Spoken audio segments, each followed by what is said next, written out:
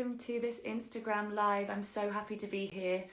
My name is Maude Hirst. I am the founder of the mindfulness company Energy Rise, and I am bringing you this chat with my best friend Julianne Hough, who is the singer, actress, dancer, all around amazing woman, and we're going to be talking all things mental health today. Hi, babe. Hello, Maude. Or I should actually say your name in the American term, which is Maude. But for those of you who are wondering why I said Maude, it's because when I first met Maude when I was 10 years old, she said, "My name's Maude." And I said, "Maude?" And she's like, "No, Maude." And I was like, "Maude?" She's like, "Maude." So I still call her Maude to this day, but yes, this is Maude, my best friend, and I'm so excited to be here with you to just be honoring Mental Health Month, which is May, and everything that we're doing here to bring awareness. And I love that the Mental Health Coalition is doing this campaign, this thing, this entire month where we get to go live every single day, and, or not us, but they are going live every single day to have open and honest conversations. And this project is called, it's based on the idea that everyone needs someone to talk to. And that someone for me has always been my best friend, Maude.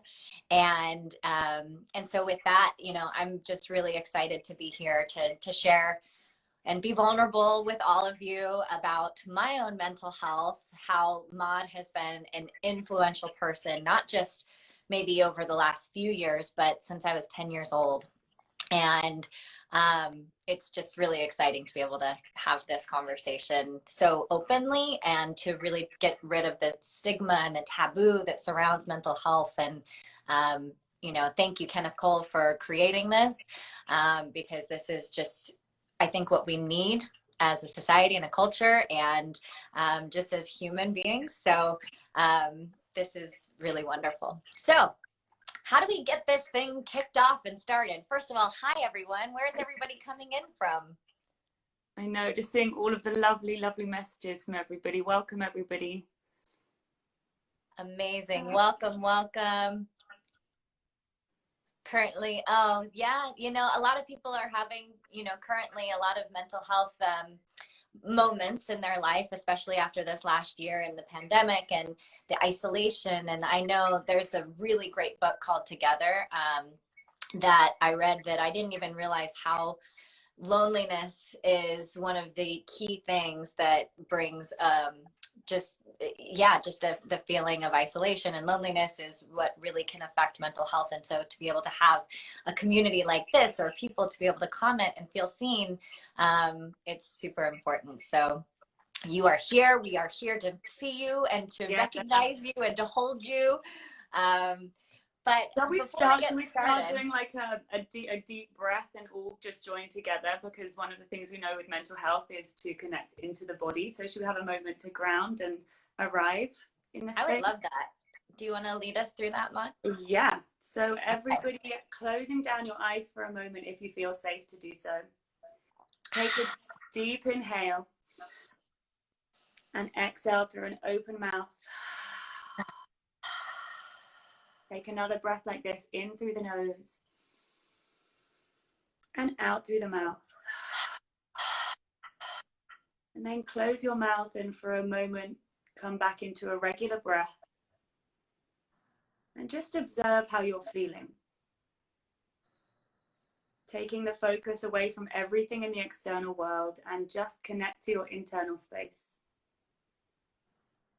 Imagining that your awareness is going down into the earth like roots of a tree. Feel yourself really grounding in this moment.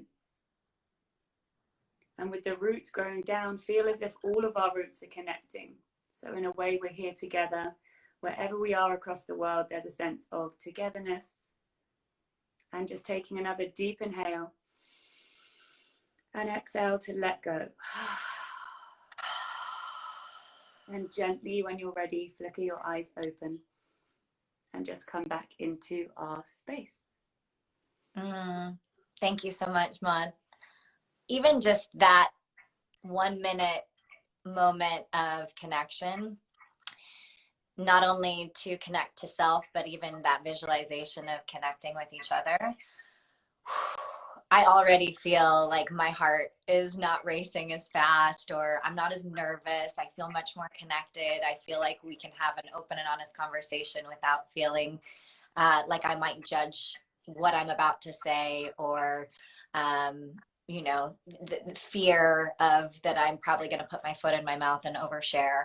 Um, Which you like to do. which I definitely like to do. So I love it. I feel so awake now. That was so nice. Love from India. So yeah, I don't know about you, but do you have, for everybody, but also Maude, do you have certain practices that you do that, and just in the morning, to just help you with your mental health and your mental state for the day? Yeah, particularly at the moment through lockdown, which has just been for all of us. I don't think anyone's coming out unscathed from this, no matter how mindful or how many practices you have. For me, 10 minutes of meditation, I can't go without it, because if I don't meditate and just sit to recognize, kind of like what we just did then, if I don't spend 10 minutes figuring out how I'm feeling, I just enter the day much more anxious. And if I do 10 minutes of just like closing my eyes, feeling my body again, then I feel like, okay, I know what I'm feeling. It might be really anxious, and then I know I can breathe through it. It might be that I'm okay, but just like that moment to check in really helps me. What about you? Same thing. And, one of the hardest things is just recognizing when you do have anxiety, or when you do feel depressed, or when you do feel something inside. And I think it's because we're so disconnected from our bodies, because we're really a lot in our head of like what we need to do that day. The chatter, I call my brain Becky, and I'm like, yo, Becky, you need to quiet down, because you're not in charge today. Like, Becky just sometimes gets in there and starts telling me thoughts that really aren't my thoughts, that they're just outside, thoughts of feelings of needing to be better or achieve more, all those things, right? And so what I feel like happens is we're so in our head that we get so disconnected from our body, Yeah.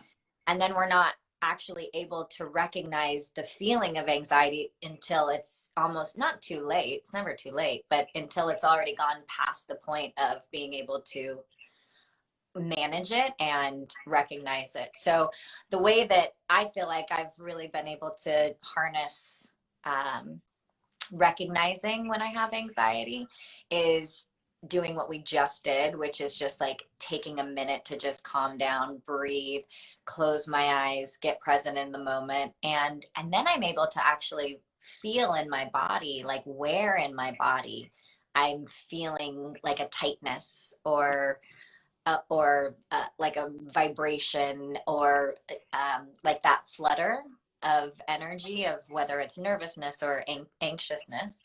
And I'm able to like place my hand in that area and like breathe into it. And one of the other things that I like to do, which could seem a little odd and weird, because it's not something that you would normally do in public, but is to actually match the sound of what that frequency is of that anxiety inside. So for instance, if I'm feeling like tight and like, and I feel that sound, then I try to match it, so I can actually match the frequency inside of my body, so it can actually come to the same frequency and dispel the friction and the vibration. Or if it's low and I'm feeling more of a depressed feeling, and I'm like, oh, like I feel helpless, I feel all these things, I actually match that tone, because I think for so many people, we just try to push forward and ignore, Yeah. and then it just builds up and builds up until maybe a panic attack. And so being able to recognize and actually go into what you're feeling and honor whatever that feeling is actually allows it to shift Yeah. faster. Totally. You kind of just touched on that as well. But one of the things I found on my like personal journey through like anxiety and stress is to not name things straight away. So instead of saying like I have anxiety or I'm about to have a panic attack, instead break it down into sensations. So be like, I feel there's something happening in my body. And to say, instead of being like, right, I'm anxious, it's like close your eyes and feel. And generally, like, you'll be like, okay, there's sensation, there's like butterflies in my stomach, or there's a tightness in my chest. And when you know what the sensation is, you can deal with the sensation. But as soon as you've claimed it as an emotion, it's really hard to work with the emotion because you don't know what to do with that. And so for me, it's like, as soon as I've noticed that it's like, okay, I'm feeling my breath is getting short and I'm feeling butterflies, something's going on.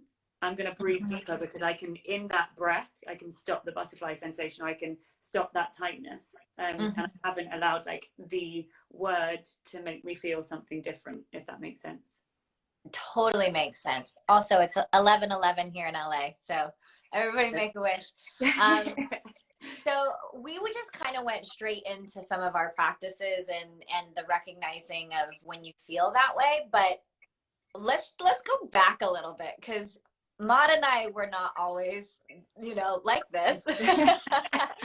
We were, 10 years old when we met, and I was an American coming to London, and we could not have been two more polar opposite human beings when we met.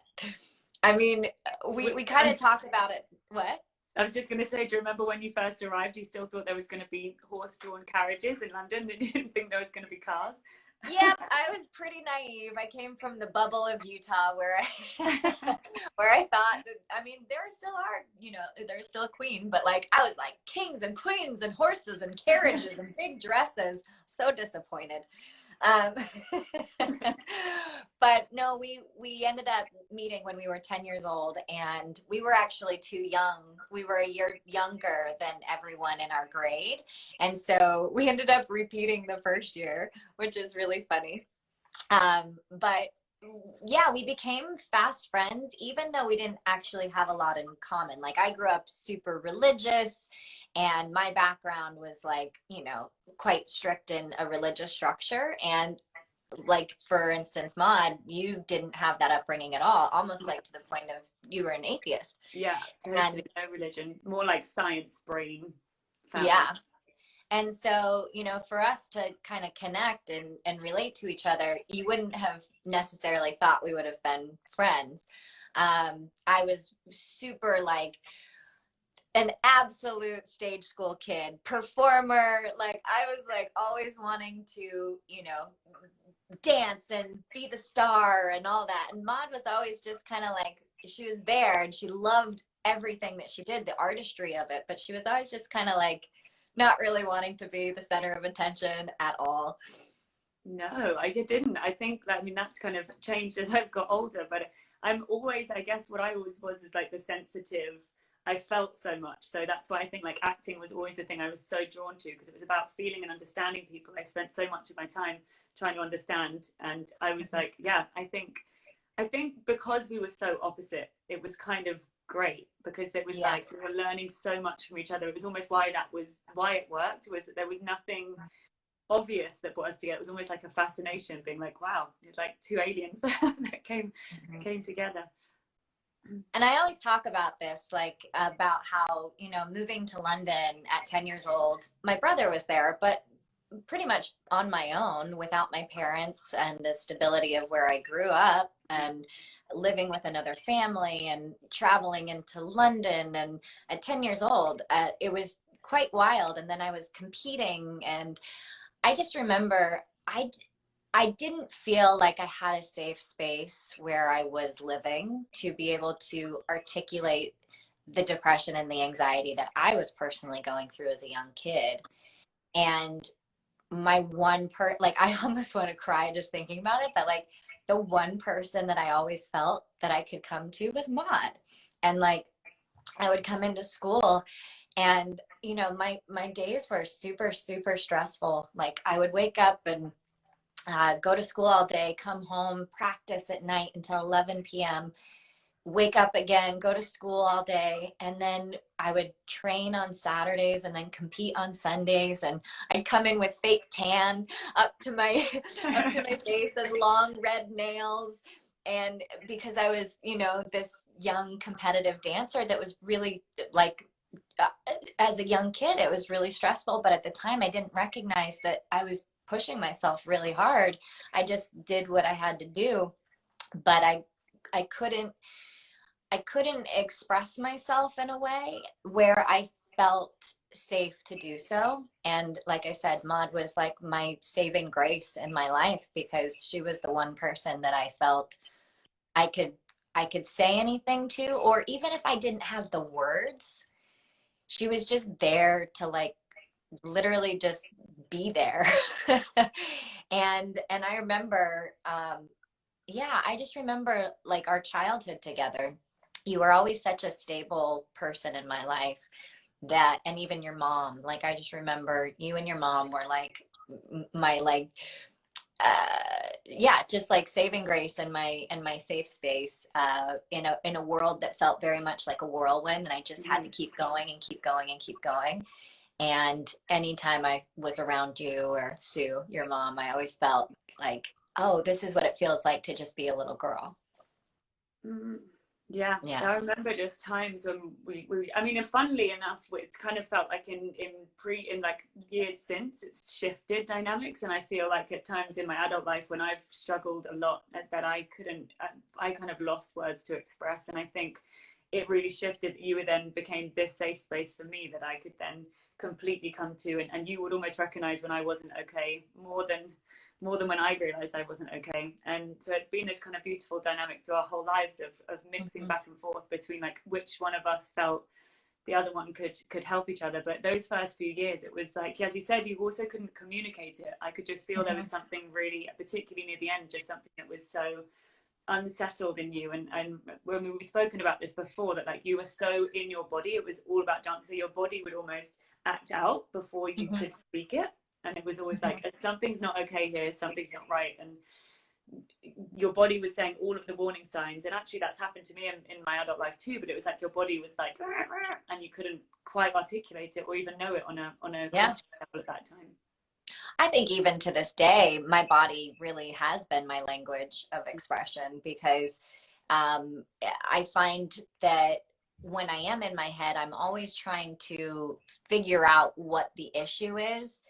And sometimes it almost creates an issue. And whereas that I don't even know if that's what it is, but with my body, if I allow my body to like move and express, and we can talk a little bit more about this and a little bit about like movement meditations and movement therapy, but if I allow my body to move, I feel like, oh, the charge dissipates to where now I'm able to articulate because I'm not so boggled up with the emotion and the energy and I don't know, I don't know, I don't know.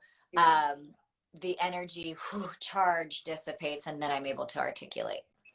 Yeah. And I think that you really helped me in that as a kid. And then I think again, like to see our journeys of like how we've grown. I mean, one thing that's quite interesting is we've been long distance. We've had a best friend, you know, we're like pen pals, you know, but we've been best friends and long distance our entire friendship.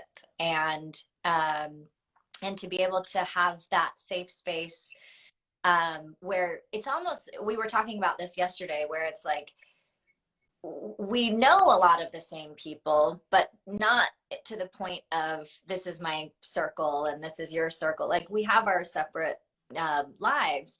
And so coming together, it almost feels like we have our own little safe haven, you know, and Yeah. like, And there's and no so that, judgment and no expectation. And I was thinking about this after we spoke about it yesterday, about it's kind of like, not that we're like each other's therapists, but it is what people say that the benefit of therapy is that it's somebody that's outside of your life. So you don't, you go in and you can talk about everybody in your life and all of the issues that you're having, because there's nobody that you feel that you can hurt in that space. And there's nobody that like, it's just a non-judgmental. And it's almost like because of that long distance, it's been this beautiful thing that we can say everything that we're feeling and there's no other side to it. It's just like, you know, we have the space for each other just to be like, I need to offload all of this stuff without you judging all. And it's been kind of I think the distance has helped that in a way in our friendship. yeah, absolutely. Which has also even helped so much through this last year in the pandemic, because most of us have been long distance from our loved ones and our friends. And so we kind of already had a rhythm. Although I will say, I know for me, take the pandemic out of it, I had one of the toughest years I've ever gone through in my entire life. And to be able to have you and like have that rhythm that we'd already built as a foundation, I don't know what I would have done without you this year. And just the consistency and the support, and it wasn't even certain things that you said or did, even though you said a lot of incredible things. But it was just the fact that I knew you were there. I knew you had my back no matter what.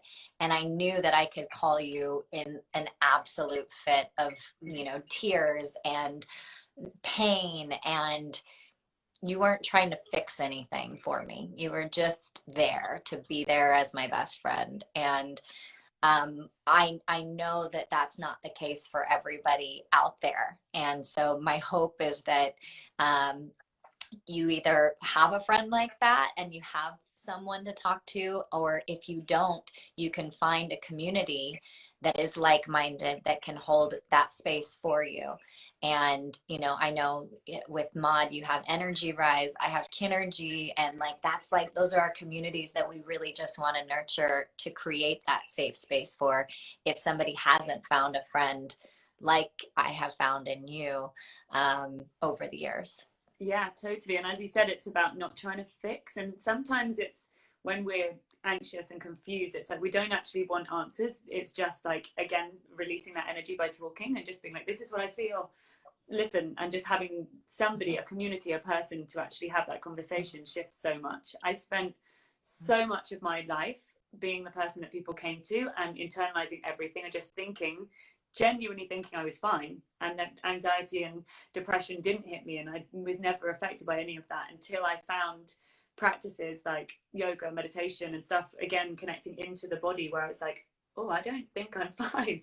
I had so many people before that, you being one of the main people, and other people I was working with, saying you're not fine. You know, these things are happening in your life and you're going through family stuff and heartbreak, and you don't have to be fine during this. And Yeah. it took a while for the same people to keep prodding me enough to say, just like, speak it, let it out, and cry in front of me and be vulnerable.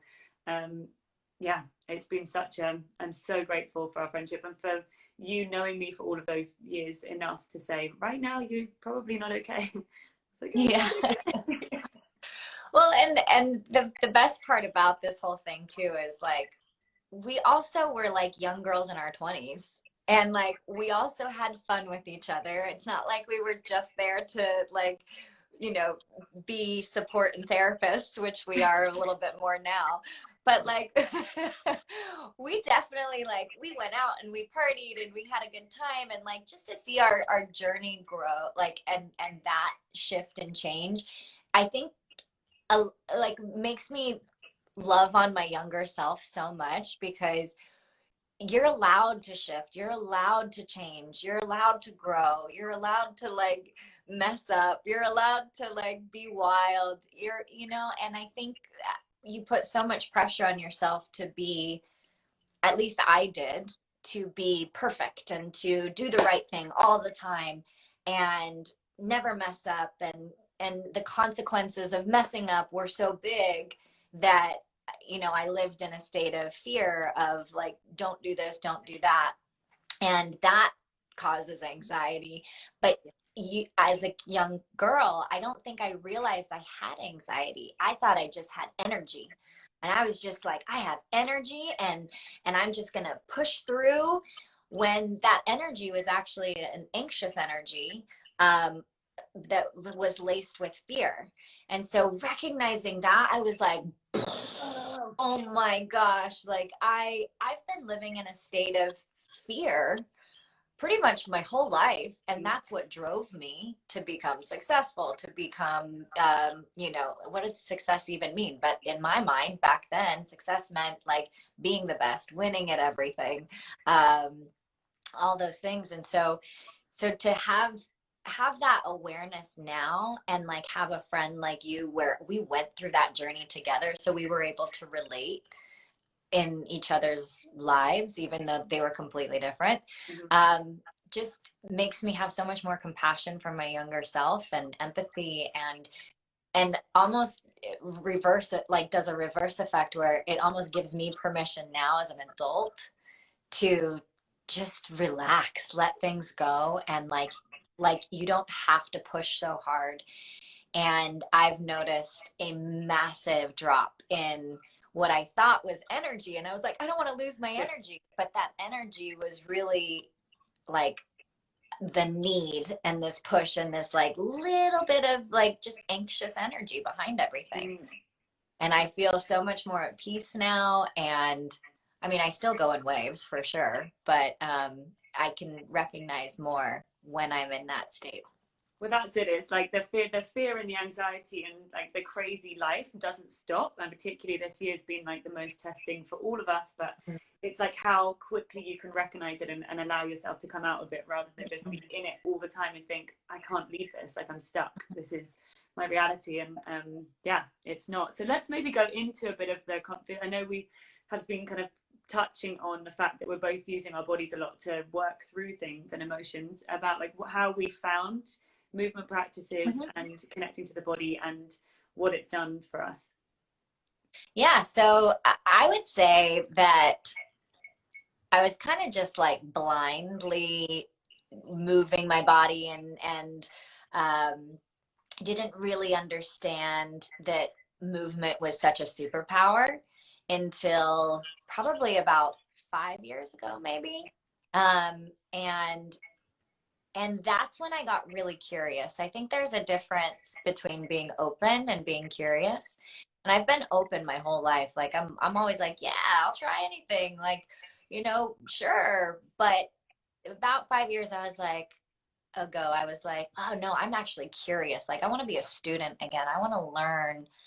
And that's when I think you were in LA at the time, and we were like going around all these different studios and practices and doing qigong and tai chi and like all these different modalities that had to do with the body, and really recognizing that like the body, the mind connection and the energetic connection is so not only important to recognize and maybe just put some intention and focus to, but also just incredible. Like we hold so much information in our body. Yeah.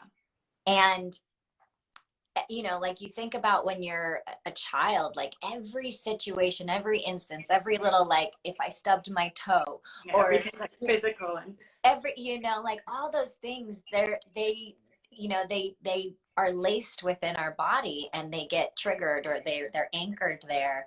And so our body is so incredible. The fascia, everything that's like around us, like it holds information. So think about all the information that you've had over your entire life, and is it even your information coming from you, or is it information from where you grew up, your environment, your society, your religious background, your whatever it is, your parents' belief systems, like all of that is just like attached to you. And so how do you unravel and delayer all of that information that's not even yours and get rid of a lot of that vibration that causes a lot of like chatter, which is a result of anxiety and depression and mental health, and actually try to focus on the body to release those thoughts and those feelings and those emotions that are stuck within our body. So we started doing like a bunch of research and trainings, and you went through yoga training and theta training and all sorts of trainings. Yeah. So, but and interesting, because I think maybe like a lot of people know that you come from a dance background, so maybe that was like a natural progression. And for me, it was so the opposite. I mean, we did dance at school, but I was definitely not into the dancing competitive stuff. And I hated the idea of moving your body to try and look a certain way or to try and be like other people. I used to just be like, no, I want to be me in my own weird little way, and I didn't want to do it. But when we started looking at stuff that was about connecting to yourself and not competing and non-judging, and then I found yoga, which was about going inwards and it being like your own personal journey, I suddenly found exactly what you were saying to be true. I'd been so in my head my whole life, and everything I had to try and understand everything in a logical way. And all of a sudden it was like, maybe I don't have to understand it, because I was moving. In yoga classes, I would be holding a position and then somebody would like touch my shoulder and I'd cry. And I was like, there's something release that happens through the body that doesn't have to be logical. You don't necessarily need to understand what is processing. It can just be an energy release. And then you take it further with energy work, and you can really release it really easily. So yeah, movement has become this amazing tool for me to be able to move through anxiety, trauma from my past, as you were saying, not even my past, but family's past, without having to go through the emotional upheaval of understanding it, because it's almost like the body has this wisdom. And I describe it to all my clients like, your body is like a book, and it holds every experience you've ever had within it. And your mind can't hold all the words, but your body literally has experienced every step, every breath, and it holds it in different ways. So the more you go into your story, the more you go into your body, you can start like releasing things and just like unraveling your book and coming back to like its core essence. I love that visual and that analogy, because I mean, that's what life is, right? It's a journey. It's a story. Like, we're literally creating memories. That's what life is about. And you know, we want to be able to have a clear mind and a clear heart so that we can enjoy our life and not feel like our life is controlling us, and that we're just living in our life versus we are creating our life, you know. And I think that that practice of like recognizing that within our body, obviously, like for all of you, I'm sure you're going to find what works great for you to connect, so that you can tap into that place to be able to release that tension or that anxiety, whatever the emotion is that you're experiencing. I know for me though, the body has really been the way for me. And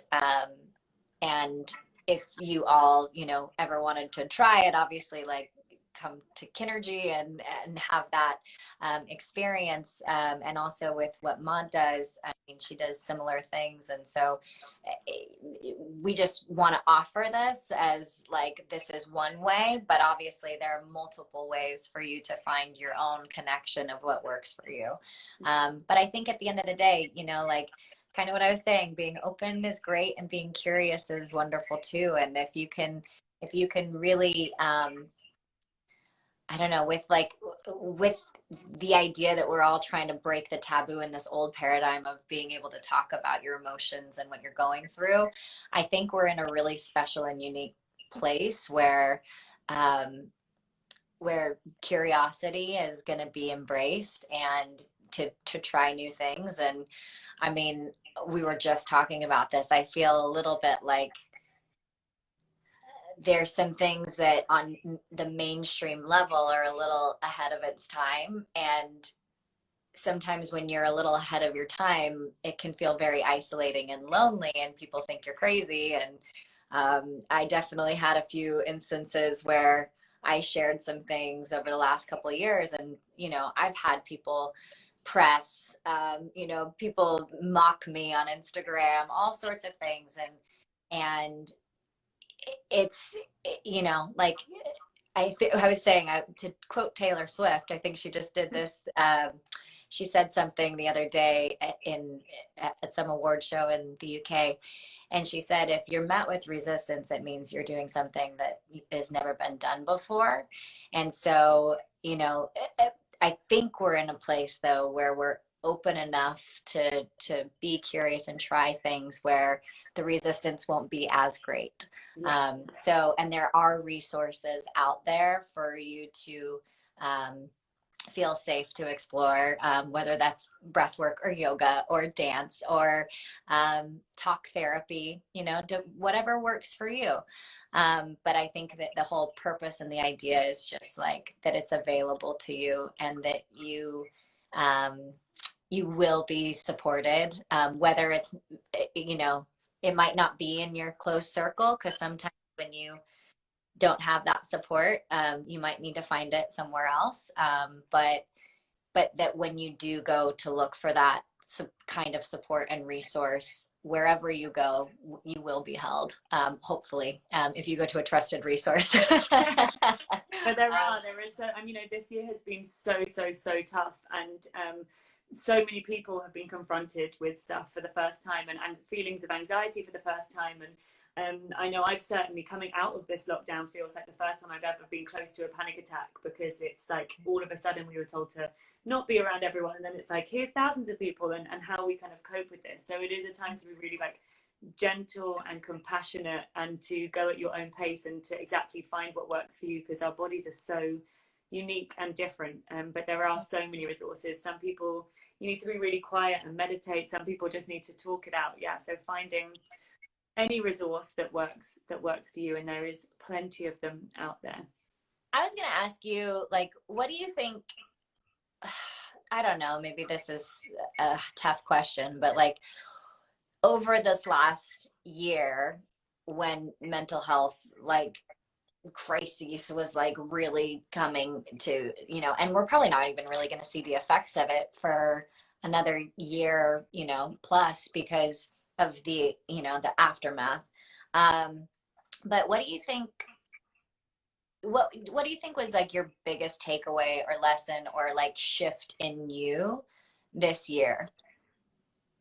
I think a few things. One has been the importance of community and connection to people, because I always knew that was kind of part, but like being part of big groups of people that are sharing honestly has been, I think, my saving grace. Just like the idea of being in a community that like can hold you and support you was the best. And I think nature, I didn't realize being outside and just being like around nature could be so healing and amazing. Like I don't think I appreciated living in the center of London, which is so busy and built up, that actually being by water or being in, by trees can have such an effect on your mental health. So I really want to continue to kind of appreciate that. Mm-hmm. What about you? What are you taking away? I would, I mean, the same. I mean, I feel like, friendship and also the kind of friendship, because I've met a lot of people in my life, and I'm really fortunate that, I don't know, I love people. So I get along with a lot of people. And yet really fine tuning and almost like I say, trimming the fat, in the sense that like, who are the people that I want to invest my time and my energy in? And who do I feel like is going to reciprocate that in a way that is going to help me grow and challenge myself to grow, as well as me adding the same kind of value to that friendship. And like, I think relationships, we're meant to do life together. And so like you and I think we're a mirror for each other, even though we're different and unique in our own rights. Like we see and help each other grow, and yet we still laugh and have a good time. And those are the friendships that I want to invest in.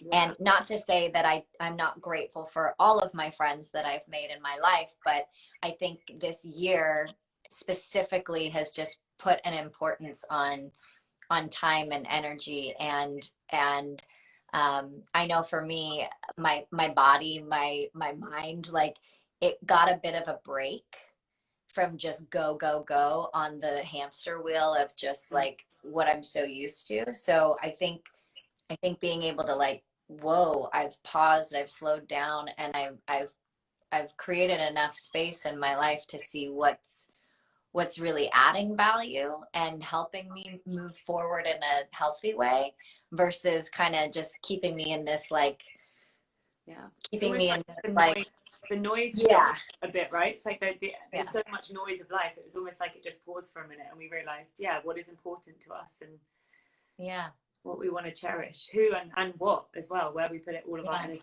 every day.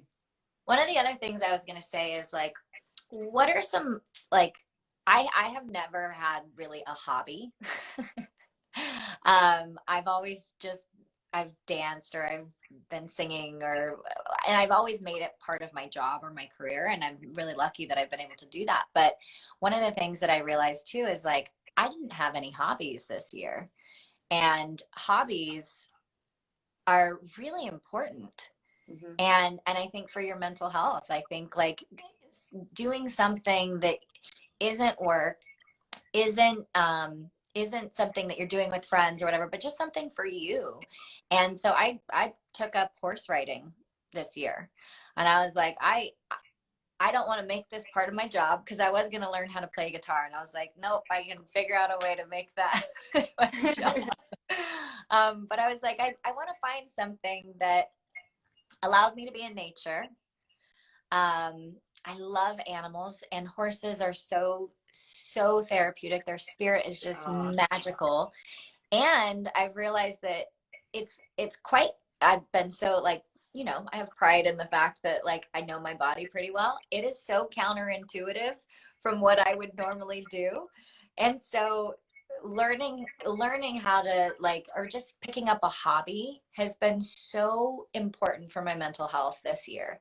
And so I'm just curious for all of you, if you have hobbies that are just for you. I just saw somebody, as you were saying that, say, I want some wine. I was like, yeah, that's a great that's a great thing we love to do too. I want wine. Exercising, long walks, photography, golfing for someone. I love that. And I think, oh, Kinergy. Oh, I see some of our Kinergists on here. Audrey and Sam. I love it. Roller skating, bowling. I love it. Tennis. Yeah. I think, I think having a hobby is important, because I think we get so caught up in what we have to do in life versus just like honestly having fun and like connecting back to that child within us. Everything was a hobby when you were a kid. Yeah, it's the thing. Everything was a hobby. When I did my yoga training, it was like, we're not human doings, we're human beings. Like, just get rid of the doing for a minute and just be. See what happens when you allow yourself to stop doing. This year has been like the forced version of that without us trying. It's like there is no doing, so we have to just be with ourselves. What comes out of that? Like, who is the you under all the noise? Yes, exactly. It's an interesting and scary at times thing to reveal. Yeah, and I think that that's important to recognize too, is that it is scary sometimes when you're just sat with yourself, and that's okay. Like, allow it to be there, and like, because when you go through the uncertainty and the fear and the parts of you that feels like I can't do this, like that's when the breakthrough happens. And if you can hold on just a little bit longer through that uncertainty, usually like boom, it like cracks open, and then this world of possibility opens up. Yeah. Oh, I miss you so much. Oh, travel yet, please. I know we're like stuck in London. We can't leave yet, but when we can. Yes, definitely. I think this is the longest we haven't been together since, I don't know, since we're like 18.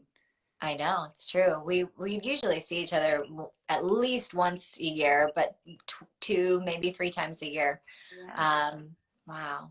So before we kind of wrap up, is there anybody on here that has any questions and would like, I don't know, to know more about anything that we've talked about, or if there's, something to do with how you can have rituals or where to look for them or anything like that?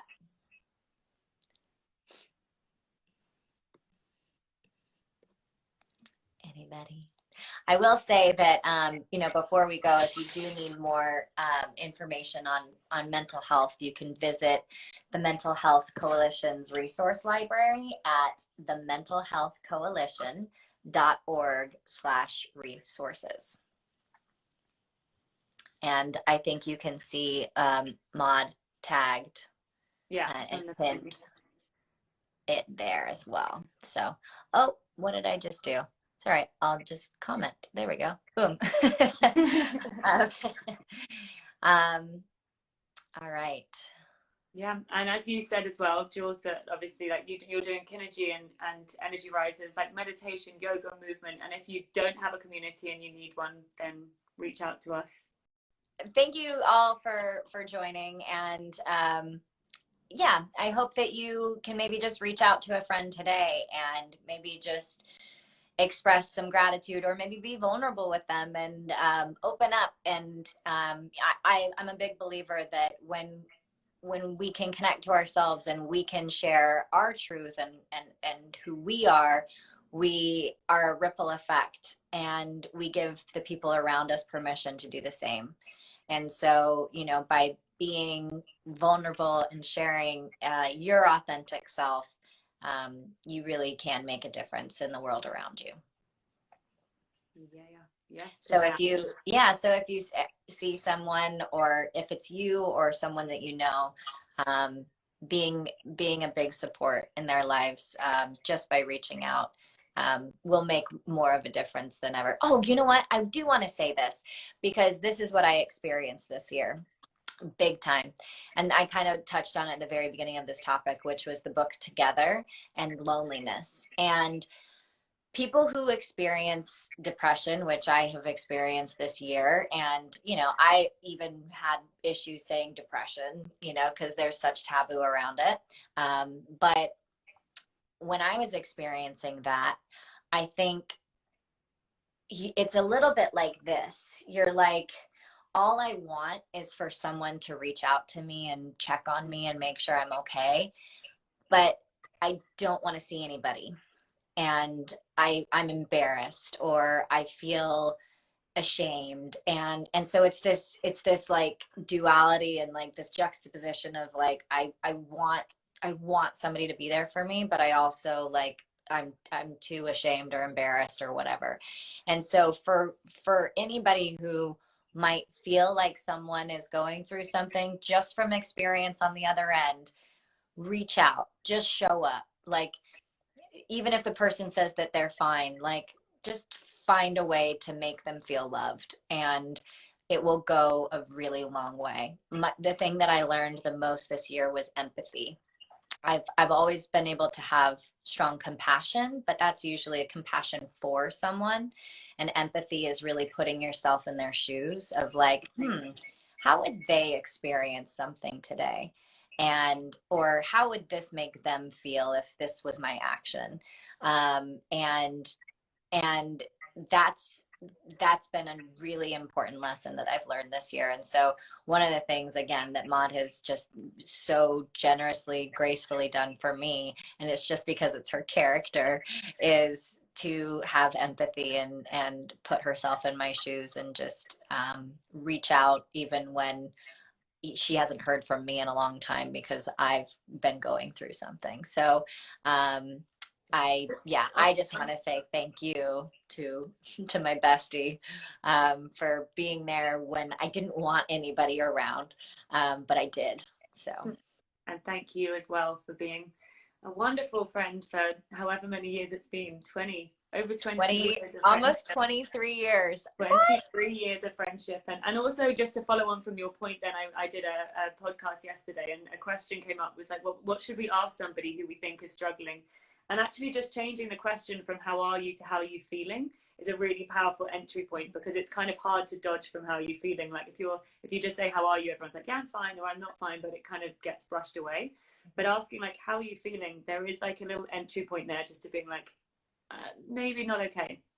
So it's just like a really simple thing that you can offer somebody to allow them, if they're ready to speak, to open up. Amazing. All right, well, we could talk for 3 more hours, and it's Saturday. We should be out playing and living our life in nature. And drinking wine. It's now 7:50 p.m. in the UK. So for you, okay, girl, get it.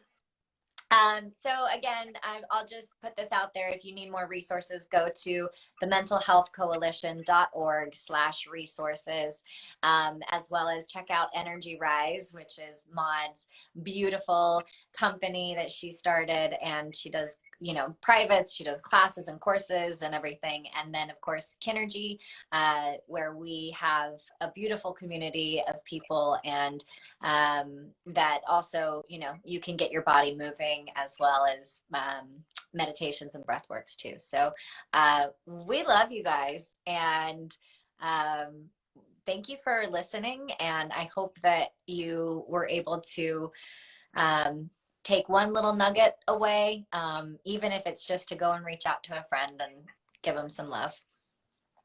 Yeah. I love All you right, both. Morty. I love you. Bye, Mwah. everybody. So lovely to connect.